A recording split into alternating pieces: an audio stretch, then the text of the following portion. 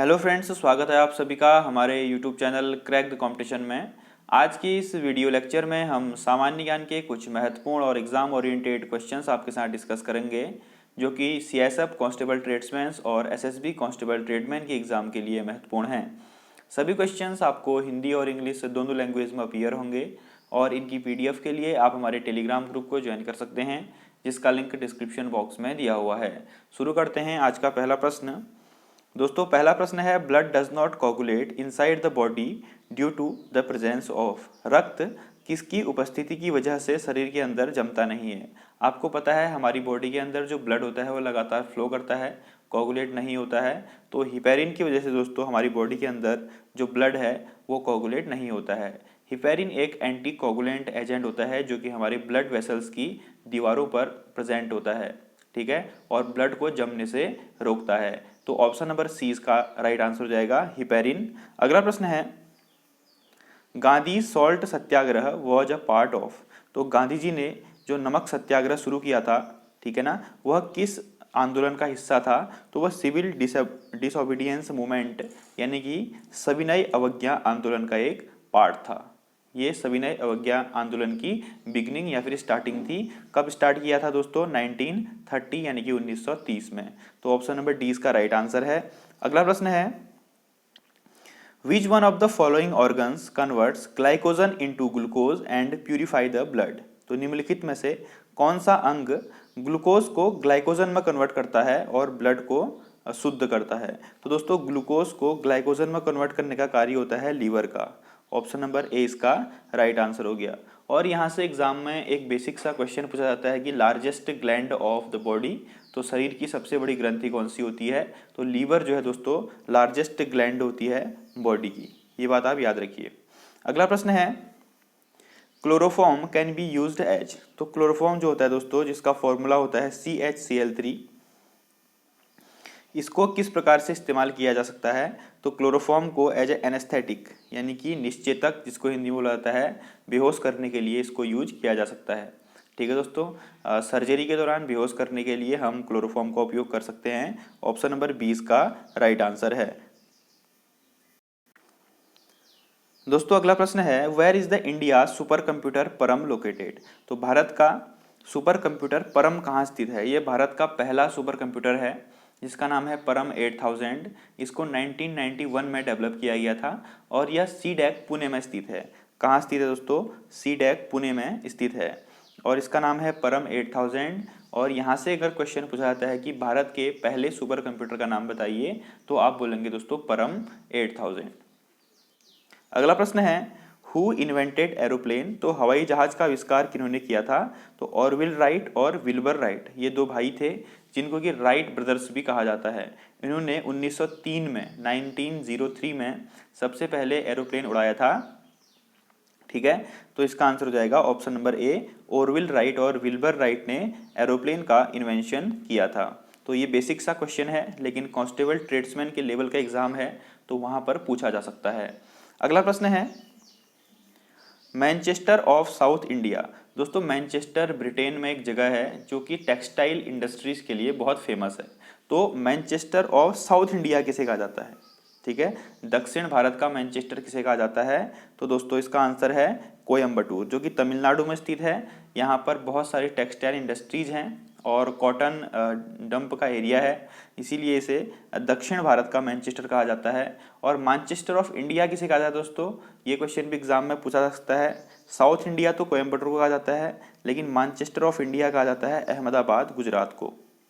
ठीक है, अहमदाबाद भी अपने टेक्सटाइल इंडस्ट्रीज के लिए और टेक्सटाइल बिजनेस के लिए बहुत ही प्रसिद्ध है इंडिया के अंदर। अगला प्रश्न है, the revolt of 1857 had it's beginning इन। तो 1857 में जो विद्रोह हुआ था उसकी शुरुआत कहाँ से हुई थी? दोस्तों, इसे म्यूटिनी विद्रोह या फिर सिपाही विद्रोह भी कहा जाता है, जो कि मेरठ छावनी से स्टार्ट हुई थी। तो 1857 के विद्रोह की शुरुआत कहाँ से हुई थी? ऑप्शन नंबर ए, मेरठ से। मेरठ कहाँ स्थित है? उत्तर प्रदेश का एक जिला है। Option number 1 is right answer. अगला प्रश्न है, with which crop has been green revolution associated. तो हरित क्रांति जो है ग्रीन रिवॉल्यूशन, उसका संबंध किस फसल से है? तो दोस्तों इसमें ऑप्शन कुछ मिसमैच हो गए हैं। तो राइस और व्हीट, यानी कि जो फूड ग्रेन्स होते हैं, चावल और गेहूं, दोनों से इसका संबंध है। एग्जाम के जो क्वेश्चन होते हैं उसमें सिर्फ एक ऑप्शन आएगा, तो या तो आप चावल करेंगे या गेहूं करेंगे, ठीक है ना। तो राइस एंड व्हीट इसका राइट आंसर है। फादर ऑफ ग्रीन रिवॉल्यूशन किसे कहा जाता है इंडिया में? MS स्वामीनाथन को, ठीक है। MS स्वामीनाथन को फादर ऑफ ग्रीन रिवॉल्यूशन कहा जाता है। अगला प्रश्न है दोस्तों, with which of the following is the Durand cup associated? तो डूरंड कप किसके साथ जुड़ा हुआ है? तो डूरंड कप फुटबॉल के साथ जुड़ा हुआ है, ठीक है दोस्तों। ऑप्शन नंबर 20 का राइट आंसर है। डूरंड कप फुटबॉल के साथ जुड़ा हुआ है और संतोष ट्रॉफी भी फुटबॉल के साथ ही जुड़ी हुई है। ये क्वेश्चन भी पूछा जाता है कि संतोष ट्रॉफी किस खेल के साथ जुड़ी हुई है? तो संतोष ट्रॉफी फुटबॉल के साथ जुड़ी हुई है। अगला प्रश्न है, the first women governor of state in free India was? तो स्वतंत्र भारत की पहली महिला गवर्नर थी सरोजनी नायडू। ऑप्शन नंबर ए इसका राइट आंसर है। दोस्तों सरोजनी नायडू 1947 से 1949 तक उत्तर प्रदेश की गवर्नर रही। इस प्रकार से यह स्वतंत्र भारत की पहली महिला गवर्नर बन गई। तो इसका आंसर है option number A, Mrs Sarojini Naidu. The 5 permanent members of the United nation security council? तो जो संयुक्त राष्ट्र की सुरक्षा परिषद है उसके 5 परमानेंट मेंबर्स हैं, 5 स्थायी सदस्य देश हैं। वो कौन कौन से हैं दोस्तों? वह है चाइना, फ्रांस, रसिया, USA और यूनाइटेड किंगडम। ये 5 क्या हैं दोस्तों? परमानेंट मेंबर हैं। और 10 जो है नॉन परमानेंट मेंबर होते हैं, जिनका कि प्रत्येक 2 साल बाद पुनः चुनाव कराया जाता है। तो ऑप्शन नंबर 20 का राइट आंसर है, इसको ध्यान दीजिएगा। अगला प्रश्न, which city has the headquarters of 2 railway zones in India? तो कौन सा शहर भारत में 2 रेलवे जोनों का मुख्यालय है? तो दोस्तों मुंबई जो है, यहाँ पर 2 रेलवे जोन के हेडक्वार्टर हैं, एक तो सेंट्रल रेलवे और एक वेस्टर्न रेलवे, ठीक है। इनका हेडक्वार्टर कहाँ स्थित है? मुंबई में स्थित है। भारत में टोटल 18 रेलवे जोन हैं और 70 डिवीजन हैं। 18 रेलवे जोन हैं और 70 डिवीजन हैं। और जो न्यूएस्ट रेलवे जोन है वह है साउथ कोस्ट रेलवे जोन, जिसका हेडक्वार्टर विशाखापट्टनम में है। इतनी बात याद रखेंगे। अगला प्रश्न,